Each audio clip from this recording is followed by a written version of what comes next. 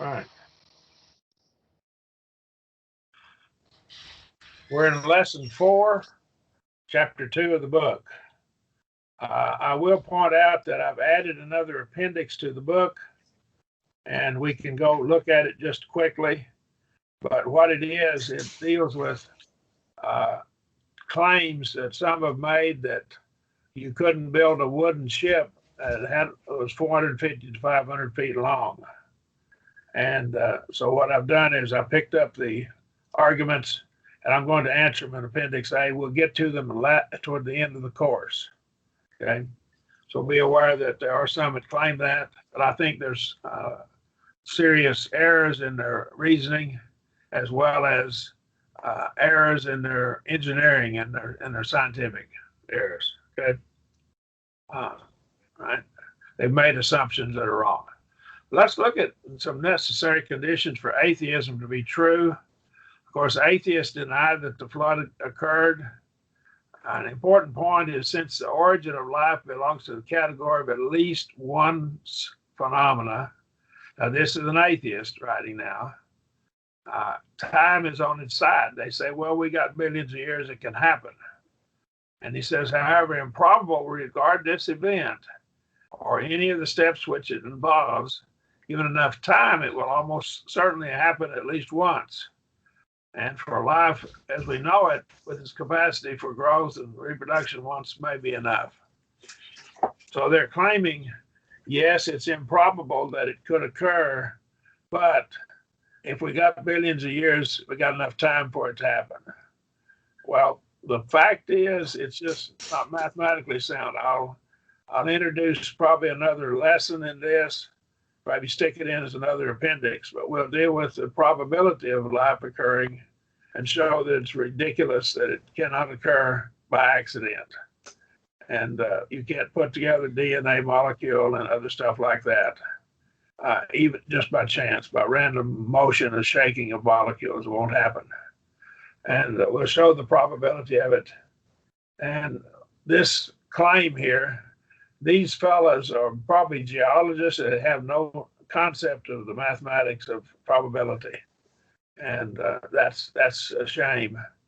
But he's making this claim, and people will read it and believe it and swallow it without knowing really what they're talking about. So the probability is 0 that it can occur by accident. It's not going to happen. All right. But we'll deal with that at a later time. And he says here, he goes on and says, this is Wald, and the Wald is cited in my book. Time is, in fact, the hero of the plot. That's their whole point. They had to have millions of years, and originally they said millions of years, and then they said billions of years. And he said the time with which we have to deal is of the order of 2 billion years. What we regard as impossible on the basis of human experience is meaningless here. Given so much time, the impossible becomes possible, the possible probable, and the probable virtually certain. So he's going against the mathematics of probability. One has only to wait, time will perform its miracles. So in a technical sense, this fellow believes in miracles, okay? Because that's what he's saying. Of course, he doesn't believe in miracles like we're talking about miracles that God works. But nonetheless, this is some of their argument and some of their thinking. But you have to understand, if you look at the curriculum that they study to get into a geology degree, they don't really get very much mathematics. And mathematics, I'm convinced, proves, I think I can prove with mathematics, that life could not have happened by chance. When I was lecturing in Russia in 93, 94, I debated a panel of atheists. They framed up on me. They just didn't tell me I was going to debate, and they sucked me into a debate. But that's all right. I was prepared for it. But they had 6 professors, and whenever they got me to get before the group, there was 1,000 people in the audience, a big audience, big auditorium. And I took them one at a time for 6 hours. It lasted 6 hours. And it was pretty stressful after a while, because after about 5 hours, I was getting tired. But what happened was I argued from probability with the mathematics professor. And after a few minutes, he gave up, and he quit making points because I argued probability and showed that it just couldn't occur. And he gave me my point. And I don't think a mathematician and knew his stuff would really believe. I don't see how they could believe in evolution occurring. But beside the point, we'll not spend more time on that. Do you have questions about that? Right. If life does not arise from non-life, this is Dott and Prothero. These are more geologists.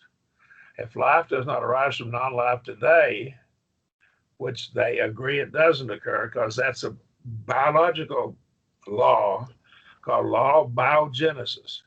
Bios is Greek word for life. Genesis is the word for the beginning, to generate something. So the biogenesis, it says that all living things come from other living things. And that's a law of biology. However, they say the first life didn't. Okay. In other words, that law didn't work back at some time in the past. That's what they're saying. But if life does not arise from non-life today, biogenesis, law of biogenesis, how did it arise in the first place?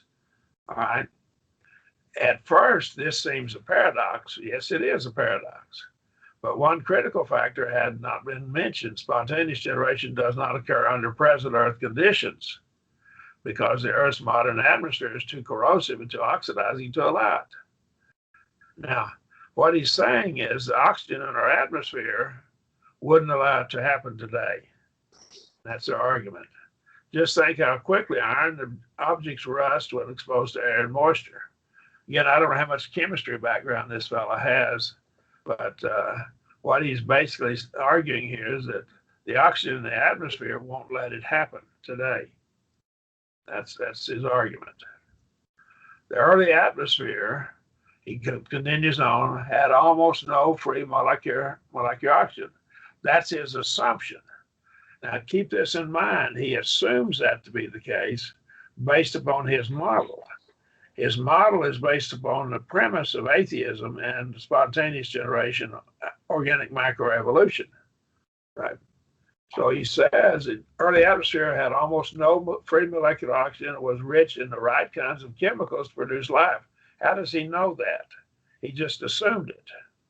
Under these conditions, the odds of life beginning chance change from impossible to highly favorable. So he's admitted that it's impossible, but he says only under our present conditions. Because if you go back and have the right chemicals in the atmosphere, you could get it. That's his claim. Once life arose, it would use up all the nutrients and change the environment so radically that a second spontaneous origin would be impossible. So the living organisms changed the atmosphere and the situation on Earth so that it couldn't happen again. That's their claim. Now, they're getting excited right now about Venus. They think they've got evidence of life on Venus, but that's ludicrous because the temperature on Venus is like 800 degrees Fahrenheit and it melt lead.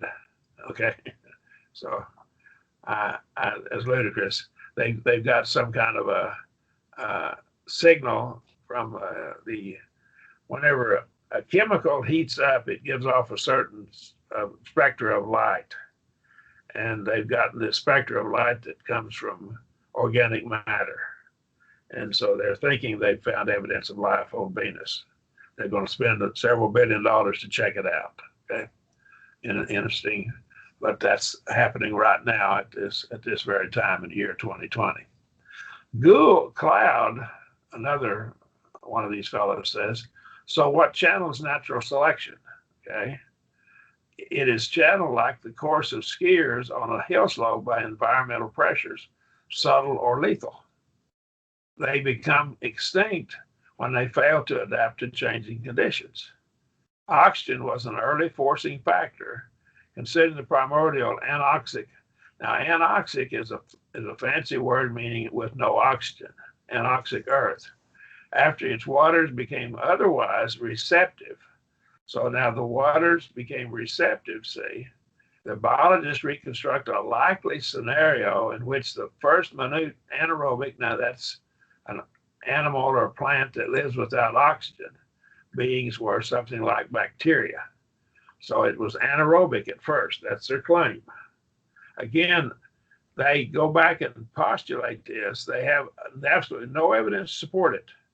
Keep in mind, science has to see it to know, to verify it with scientific method. It is not true science if you can't observe it. And that being the case, all of this is hypothesis. It's a theory. And it's, in other words, they don't know for a fact that these things actually happen that way. They're just assuming it. You have to always keep that in mind. You have to ask yourself, is this true science? And it's not. When one of them came to produce and then tolerated O2, O2 is normal oxygen that we breathe, and after the many early O2 sinks were sufficiently neutralized by the combined force of photolytic and photosynthetic O2, the nucleate cell arose. That would be something like an amoeba. Sexuality began. Well, now they've never explained why sexuality began. Why do we have male and female in the first place? It's not necessary for reproduction. It could be asexual reproduction. In fact, some humans are produced by asexual reproduction. If you have identical twins or identical triplets, one of them is formed and the other splits off from it. It's asexual reproduction. So it actually happens in humans with identical twins and identical triplets and quadruplets, if they ever occur. The nucleate cell arose, sexuality began, and eukaryotes flowered. As O2 rose to levels high enough to meet metazoan requirements, cellularly diversified many-celled animals appeared. Why did that occur? Again, that's all just a bunch of theory.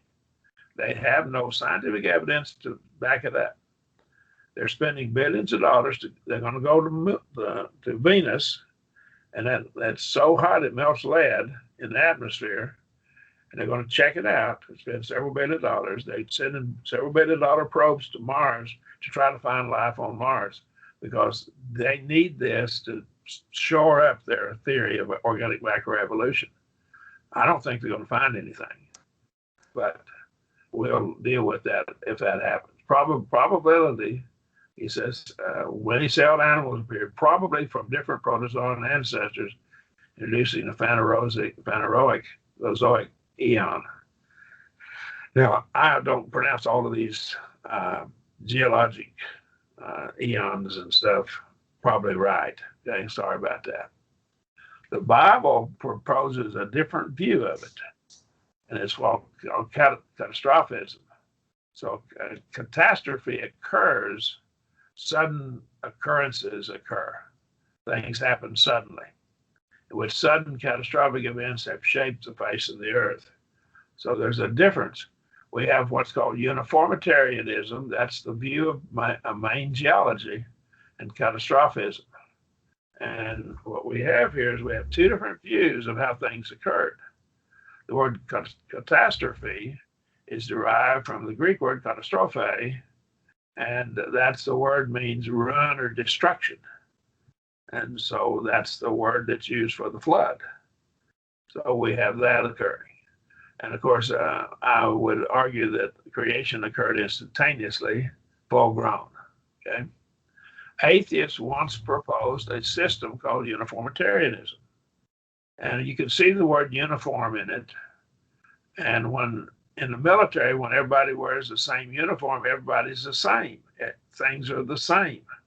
That's what that means. In fact, the word prefix unum is, I think, Latin for one. And so there's one form for everybody. Uniformitarianism says you can look at the past and all we've had is slow, gradual changes. And all the events and the causes have been the same in the past that they are now. And it's a slow transformation of things. In the recent past, last 4 or 5 decades, some scientists have proposed a modified form of catastrophism. So they're reluctant to use that word catastrophism, so they use other words that say essentially the same thing. Many of the arguments that were formerly made to support atheism have now been rejected. They've now been rejected. We'll look at some of them. Uniformitarianism is the basis for much of atheism. And so if we knock that prop out from under their system, they have some more troubles to deal with. All of those quoted, except the writers of the scriptures, are either atheists or agnostics. And my book, I didn't quote believers in God very much. And someone says, well, why? Because I'm aiming this book at atheists. They won't listen to a guy that believes in God. But if I find somebody that's an atheist, says the same thing, and he tells the truth, I'll use him. That's why I do that. Any questions about that? That's my reason for it. Okay. I want to convert these people. Right? An atheist says that there is no God. An agnostic says, I don't know whether there's a God or not.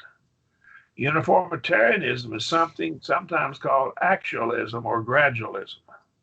So we have two other words, actualism and gradualism.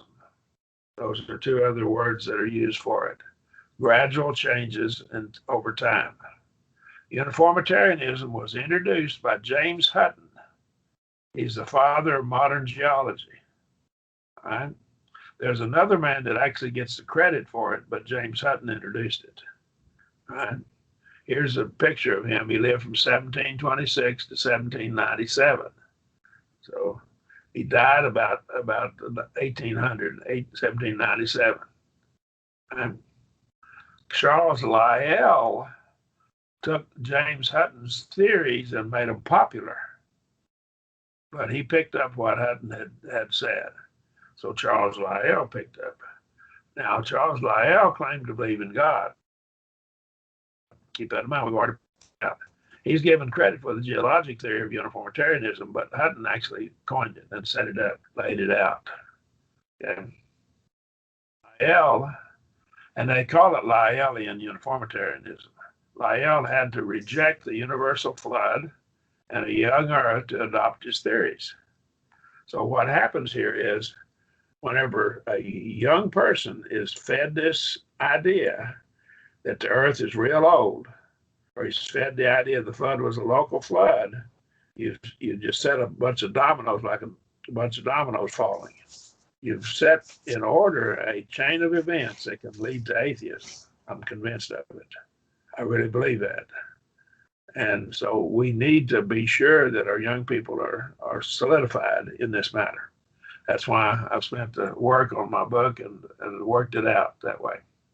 Lyell had to reject the universal flood and the young earth, both of them. And of course, when they reject the young earth, they get the days of creation, they got to do something with them. And so they have a gap theory, the age theory, or creation, recreation theory. And we've already pointed those out. So there's different views that they got to deal with creation. So all they've done is they've taken away the first 11 chapters of Genesis, the first 9 chapters here, and they get after the chapters 10 and 11 a little bit later.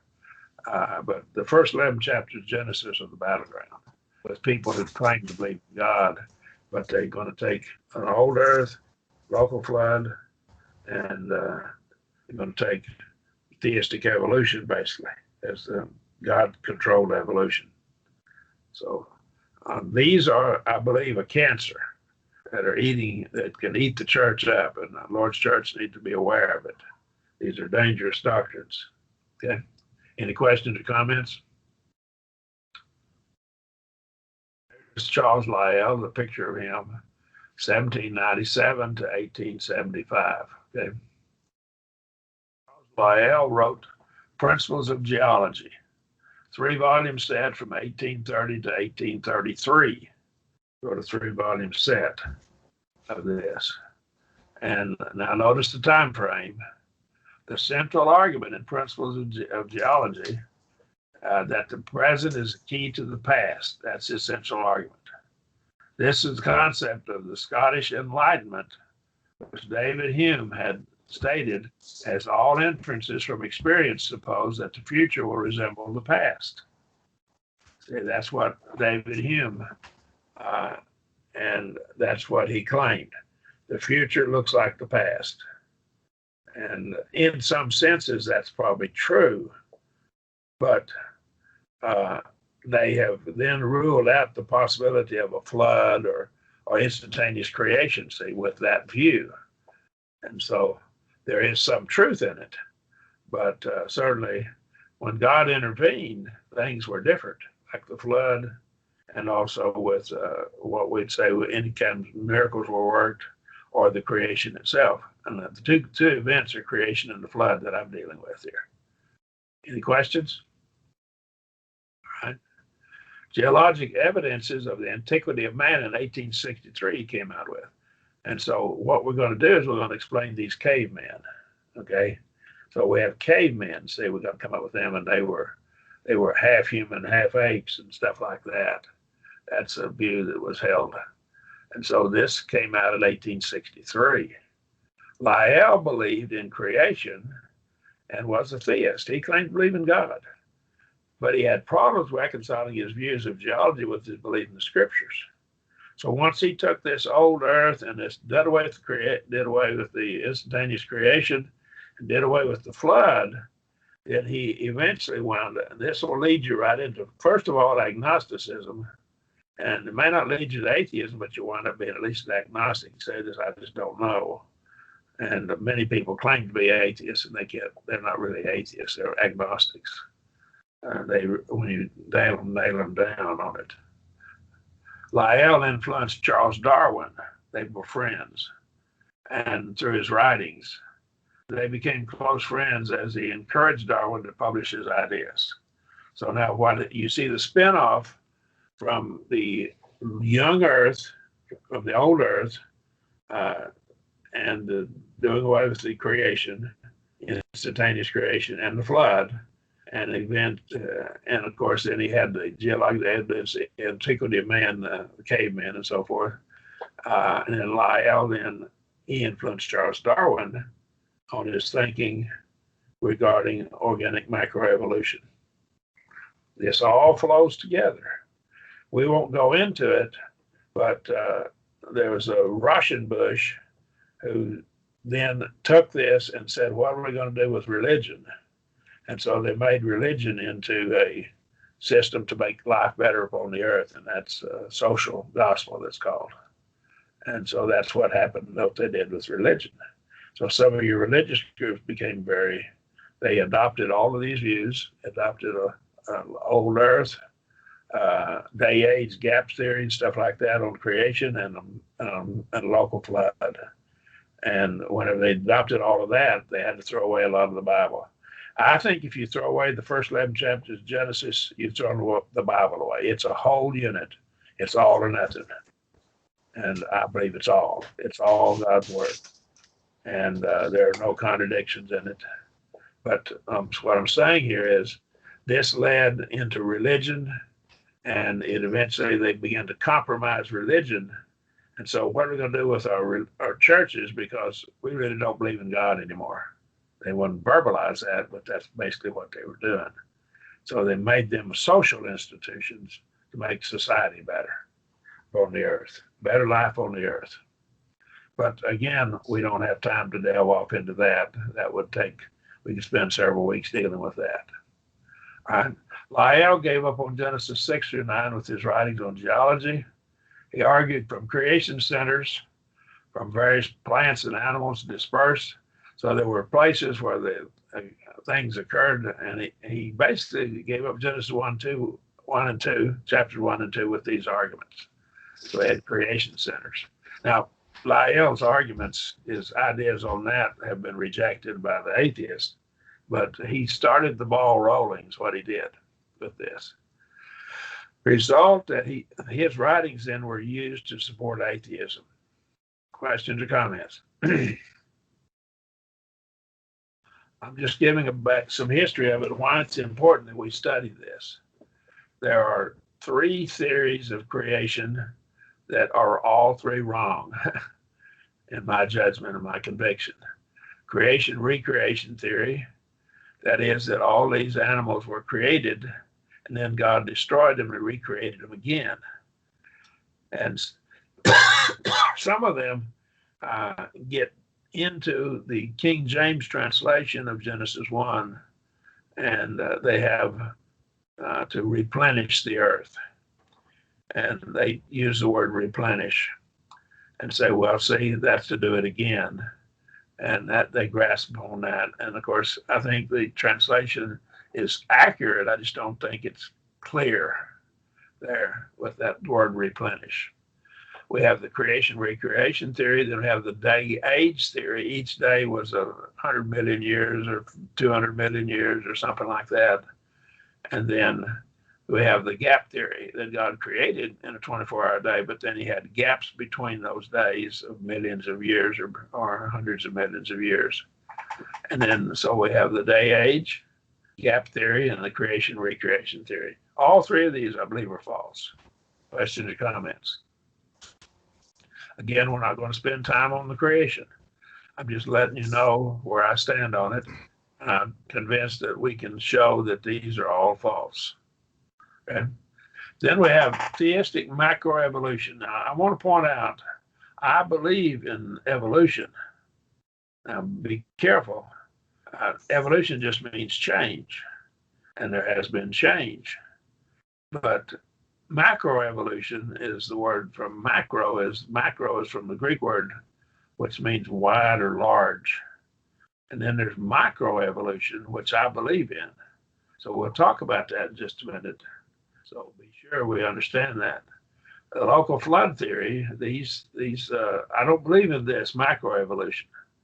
The local flood theory, I don't believe the flood was, it was local all over the earth, okay? But the local flood theory is false, okay? Every one of these theories play into the hands of the atheists. All of these theories do. False theories of creation, local flood theory, and of course, then they get into the Tower of Babel, which is not as big a battleground, but it's still a battleground. It's, I believe, of course, happened. Now, Shea, again, you have the book, so you have the sources of these quotes.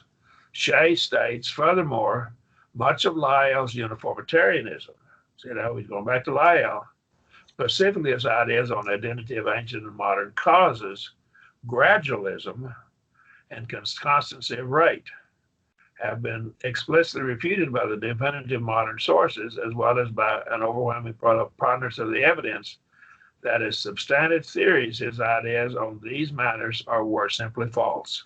I want you to stop and think about that. Of course, that's a long sentence. The Apostle Paul had long sentences too, but what we have here is, what he's saying is, all of these arguments that swayed people to become atheists and agnostics back in the 17 and 1800s, we know now were wrong. Just think about that a minute. What that's saying is there were lots of people that got sucked into the atheism by completely false ideas. When we think about that, that shows something here, that we got to be real careful about these ideas. We got to look them over carefully. And whenever we understand them, all of that stuff that they were using, if they use it again, if they take some of these things like gradualism, constancy of rate, and so forth, if these are inherent in some of the reasoning of the atheist, then they're wrong. They're simply wrong. And I'm going to show, as we go through some of this, that they're still making assumptions about the identity, that is gradualism, constancy of rate, and so forth. The very things that he says have been refuted and are just simply wrong. If they're still latching on to some of those ideas, then they're just dead wrong. Thus, modern uniformitarianism is not Lyellian uniformitarianism. So what they've done is they've redefined their terms. So the words now don't mean what Lyell had them to mean. So they've modified them. And they've had to because of the evidence. But let me say this. You'll see, and I'll show it later, got to put a flag on this point right here. This right here, we're going to come back to it. We're going to show that they actually argue constant rates. They're going to argue constancy of rates in some of their stuff. And they're going to argue gradualism in some of their stuff. And they make these arguments, which they've given up. And we'll show them. We'll come back to them later. Right? Any questions? There's Stephen Jay Gould. He's a couple of years older than I am. I was born in 43. He died in 2002. He was an atheist. Okay? Let's look at Gould's views of uniformitarianism. Now, see, he modified the term. So now they've changed the meaning of the words uniformitarianism. Gould, by stipulative definition, he stipulates, say, uniformitarianism subdivides the term into two divisions. His first subdivision is called substantive uniformitarianism, page 224. His second is called methodological uniformitarianism. And we're going to explain the differences in these, what he means by this. So keep that in mind. So now they've had to, because of evidence, they've had to give up on some of these ideas. So now they've used the same term, but now they've redefined it. And so couldn't come up with a better term, but they're still using fragments of it. Keep that in mind. Gould defines substantive uniformitarianism as a belief in uniformity, not only of rates, but of material conditions themselves. So he says uniformity of rates and conditions. All right. Now, let me point out, I'll just digress just slightly for a minute. We'll come back to it later. We know how fast sediment goes down the rivers into the ocean. They can measure the sediment in the water, and they know the rates. If we project back the rate of sedimentation into the oceans, about 20, 30 million years, we would have the continents down to sea level. And the rates are so high. And the problem is, if they take this uniformitarianism and project it backwards, there wouldn't be any mountains, wouldn't be any land. It'd be all underwater. The water would have swallowed it up. It would have all gone into the ocean floors. We'll come to that later. I'll show some other things about that. They can't assume it. Of course, if you go back 10 or 15, 20 million years at the rate we have, you'd lose the land masses. If that's true, if we project it back with uniform rates, they've got a problem. I don't have a problem because the Earth's not that old, but they do. And so if that's true, then we got a problem with them. So they can't have uniform rates, see? And so they have to argue differently. Gould defines methodological uniformitarianism, uniformity that asserted the invariability of natural laws in space and time. What he's done, he's picked up, and they're playing games with what I call word games. Most scientists, I would say, I will hesitate to say all, but most scientists have held to the idea of uniformity. Uniformity says that the laws of science or of nature are the same throughout the universe. And that's an assumption that's been made. I think that's a pretty reasonable assumption. God set in order the laws of the universe, and they're constant throughout the universe. However, you see, that saying that's true is certainly different than saying uniformitarianism is true. But see, the words sound alike. And so what we have here is they've used words that sound alike just to pull people in, because they do that. Atheists tend to do that. And so we have a problem with this. We need to be very careful with it. All right. Now, as we go further, what we have is, let's look further. Gould's methodological uniformitarianism is really the principle of uniformity. That's my point, which, of course, I believe in that. God set the laws in motion. The laws of gravity on the moon are the same as the laws of gravity on the Earth. And all the laws of science still apply on the moon. Physics laws all apply.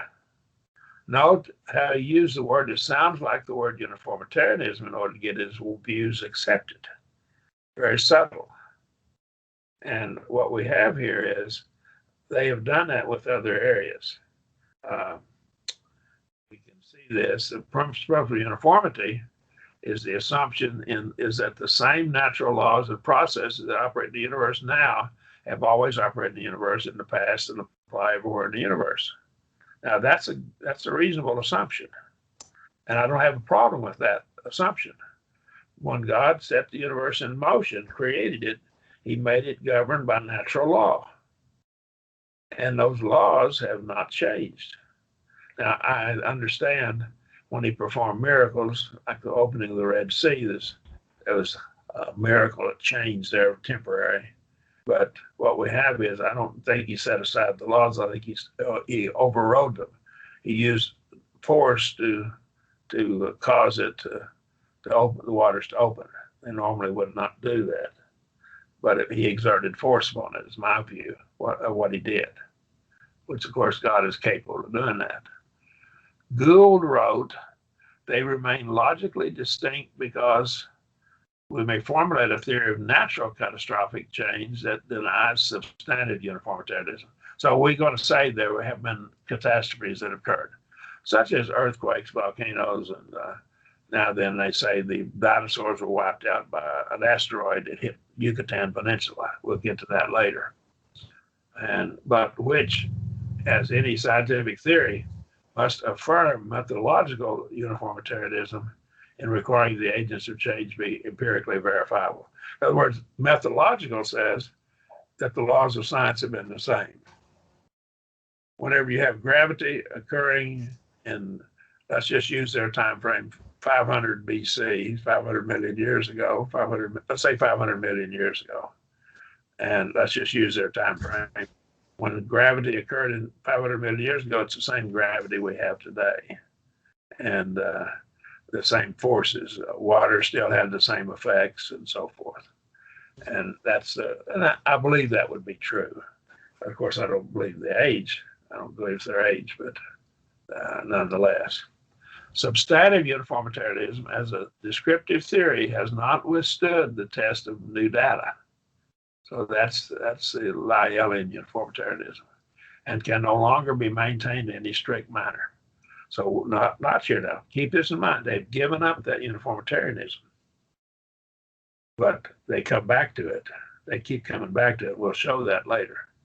Moreover, to rigidly held this or any other testable theory is transformed into an a priori assumption. That's Latin for before the fact, stifling to the formulation of new hypotheses which may better explain certain data. So what he's saying is this can stifle science, and I believe it does. I'm convinced that organic macroevolution has stifled science and the use what we could have done in medicine. I think they've stifled medicine. I think they've not provided anything that helped medicine at all.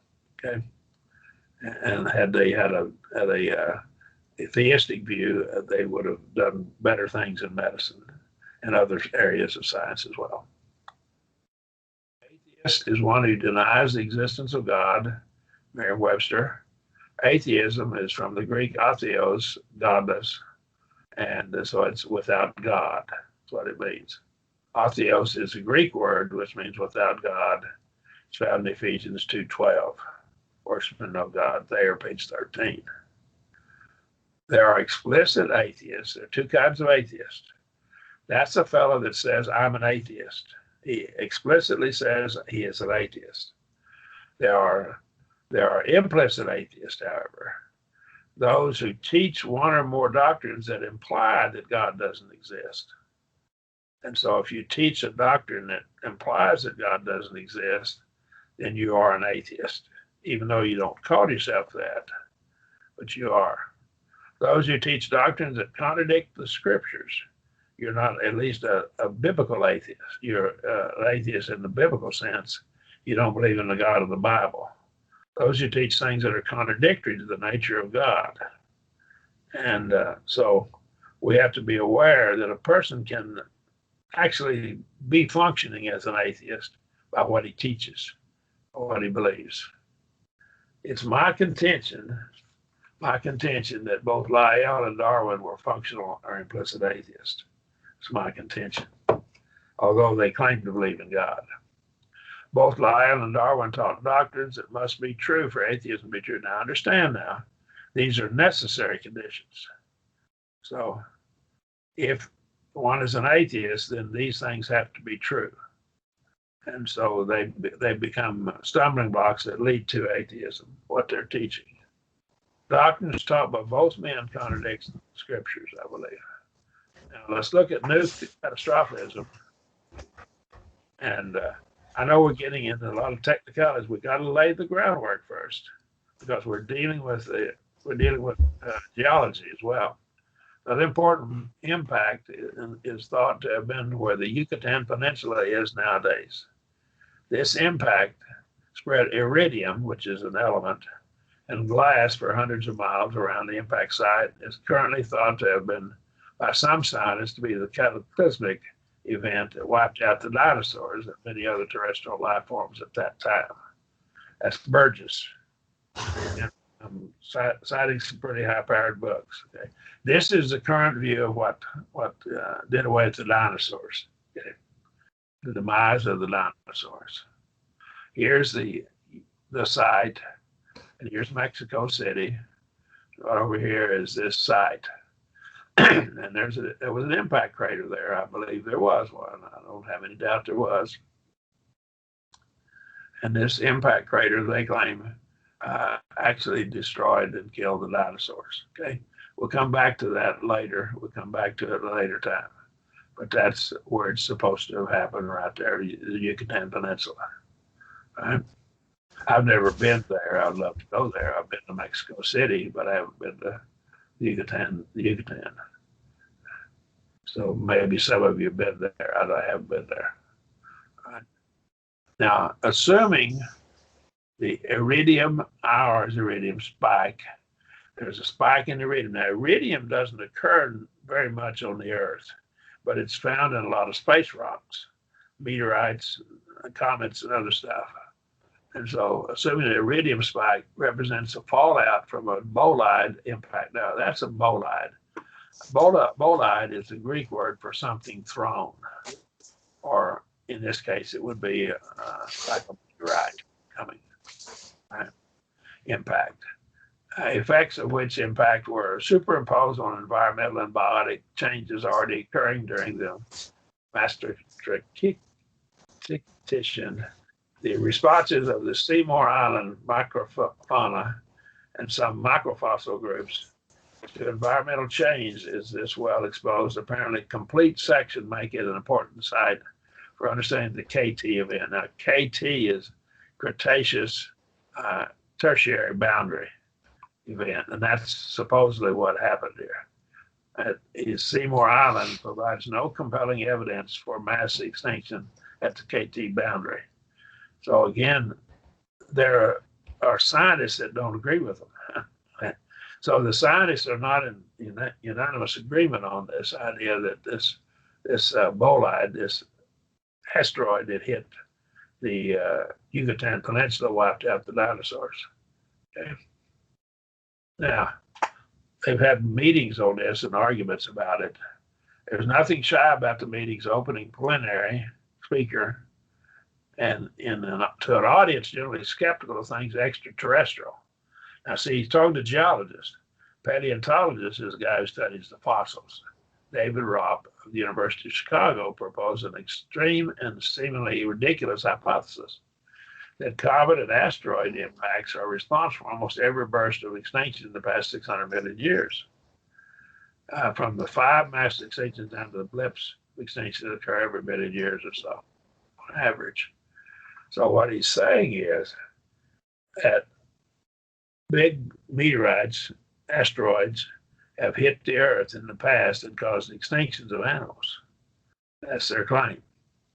Now, what we're going to have to get into is when we study on the flood, I've already pointed it out, we have impact sites, craters, that are filled with sedimentary rock. There are craters, and there's sedimentary rock filling the craters, and then there's more craters above it, and then there's more sedimentary rock, there's more craters, and more sedimentary rock. There's three distinct layers of these craters around the Earth, and they're lined up. And my model takes care of it. Keep that in mind. So any model, a flood model's got to deal with that. How did you get the craters in the sedimentary rock? The sedimentary rock was in the flood, was laid by the flood. You've got to explain it, or your flood model just goes to pot. It's no good. And some important sediments, such as uniform shale sequence, and we'll talk about shale and sandstone and other sediments, and beach sands reflect ordinary process of modest magnitude and short recurrence. Short recurrence is quick, see. Uniformitarianism said the short occurrences shouldn't occur. See, that's why these geologists at this time were a bunch of uniformitarians. They were uniformitarians. And they were upset with this. He was proposing this. What do I mean by episodic sedimentation? Now, notice what he did. He didn't use catastrophic. He called it an episode. He just changed the words. Episodic was chosen carefully over other possible terms. These are his words. Catastrophic has become popular recently because of dramatic effect, but it should be purged from our vocabulary because it feeds the neo-catastrophic creation cause. Creationists, people who believe in the flood and the creation, these people use that term. We don't want to use the same term they use, even though it's the correct term. Okay, so we don't want to feed them. We don't give them a lot of evidence. I hope I have convinced you that the sedimentary record is largely a record of episodic events rather than being uniformly continuous. So he's tried to do away with Lyellian uniformitarianism. My message is that episodic is the rule, not the exception. So it's a general rule, episodic. Well, my view of the flood takes care of every one of those so-called episodes. It brings them into focus. Any questions so far?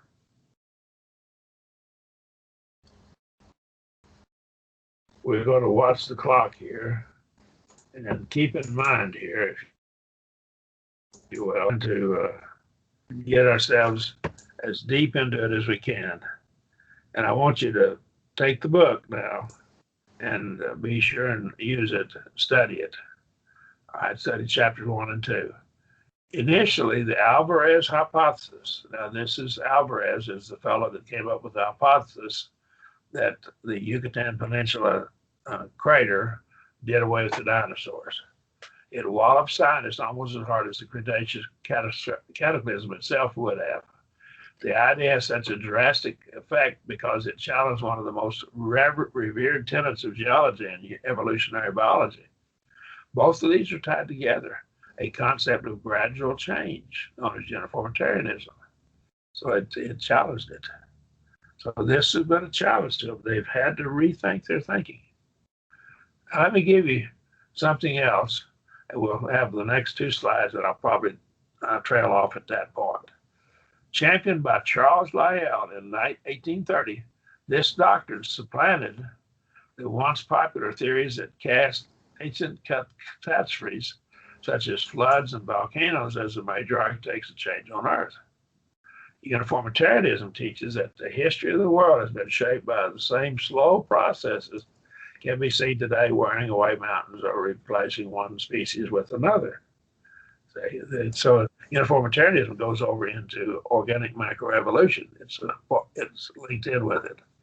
Because no one has ever witnessed a planet-wrenching impact, uniformitarians were regarded such events as outlandish explanation of past extinctions.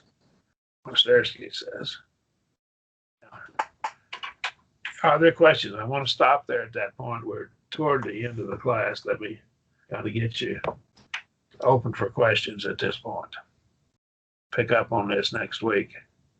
Now, I'm going to get out of the slides here. I'm going to go out of the slides. I'm going to come back over here, and I'm going to get into the book.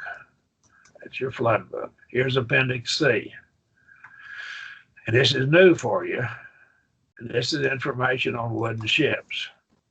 So we'll come back to that. And of course, you can read the whole book and study the material if you like. But they argue that you can't build an ark that be seaworthy that's that long with wood. So we'll try to deal with that question. If you run into any questions that the atheists have asked and the challenges on the flood, you'll give them to me. I'll try to answer them if I haven't already done so. So be aware of that. So you can do that by emailing me or sending it to me or to calling me or however you want to contact me. Are there questions before we close the class today? Okay, no questions. All right. Okay, let me do this.